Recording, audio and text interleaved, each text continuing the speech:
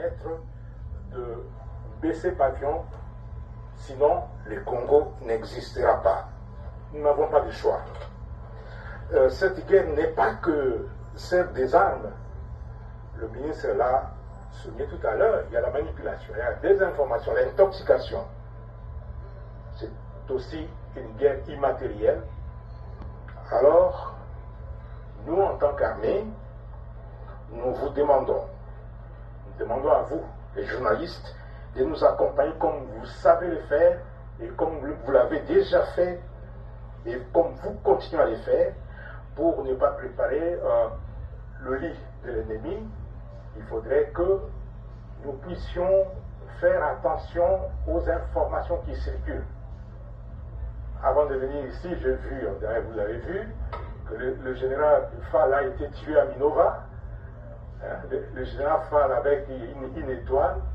Donc, quand je l'ai appelé, je lui ai dit, mais je comprends que le général Brigade Fall est mort depuis longtemps, mais le lieutenant général Fall est toujours vivant et il est là, comme il coordonne les opérations, il commande les opérations Nord Kivu.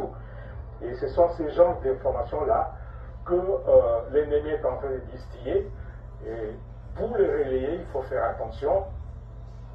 Vous faites aussi partie de cette guerre et la meilleure façon, c'est de nous aider à ne pas propager les informations de manipulation, d'intoxication, de démoralisation distillées par l'ennemi, puisque l'ennemi s'est paré à tout. L'ennemi a même une armée numérique.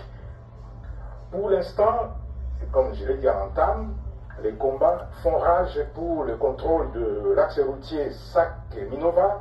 Les FARDC contrôlent déjà Kirotier. En ce moment, depuis le matin, les combats sont concentrés dans les hauteurs des Chacha. Des frappes ont eu lieu un peu partout dans les territoires de Massissi et de Rutshuru. Des frappes qui ont causé beaucoup de dégâts du côté de l'ennemi.